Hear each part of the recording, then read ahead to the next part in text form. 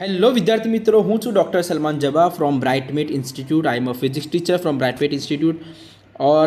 અને આજે આપણે વાત કરવાના છે ગુજરાત માધ્યમિક અને ઉચ્ચતર માધ્યમિક શિક્ષણ બોર્ડ ગાંધીનગર દ્વારા એક અખબાર યાદી બહાર પાડવામાં આવી છે. આ અખબાર યાદી મુજબ ગુજરાત કોમન એન્ટ્રન્સ ટેસ્ટ એટલે 2026નું ફોર્મ ભરવાની પ્રોસેસ સ્ટાર્ટ થઈ ગઈ છે.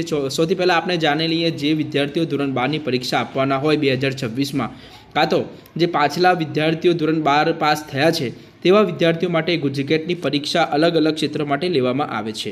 હવે આપણે વાત કરીશું કે ગુજકેટની પરીક્ષાની જ્યારે વાત કરતા હોય તો અભ્યાસક્રમ કયા પ્રકારનો હોય છે.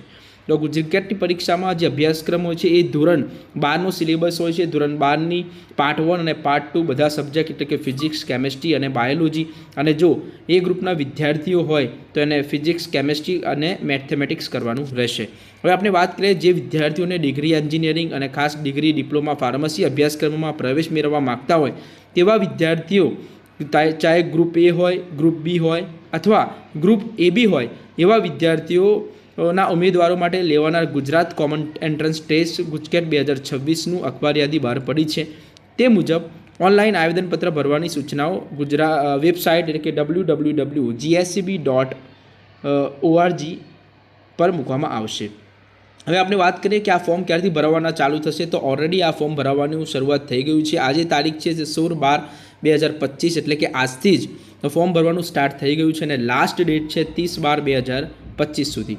જ્યારે આપણે વાત કરતા હોય ફિઝિક્સ, કેમેસ્ટ્રી, બાયો અથવા ફિઝિક્સ, કેમેસ્ટ્રી અને મેથ્સ, તો ત્રણેય વિષયમાં ટોટલ 120 માર્ક્સનું સ્કોર હોય છે. એમાંથી આપણે ફિઝિક્સ હોય તો 40, કેમેસ્ટ્રી હોય તો 40 અને બાયોલોજી હોય તો 40 રહેશે. અથવા જો મેથ્સ હોય તો મેથ્સનું જે પેપર હશે એ 40 માર્ક્સનું રહેશે.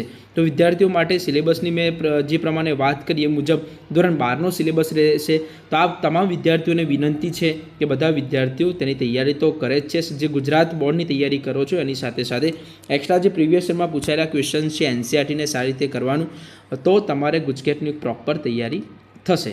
તો તમે ગુજકેટ પરીક્ષાની ફી લગભગ 350 રૂપિયા છે. તે ક્રેડિટ કાર્ડ હોય કે ડેબિટ કાર્ડ હોય કે નેટ બેન્કિંગ થ્રુ ભરી તમારે જલ્દીથી 16/12/2025થી 30/12/2025 દરમિયાન ઓનલાઈન ફોર્મ ભરી શકો છો.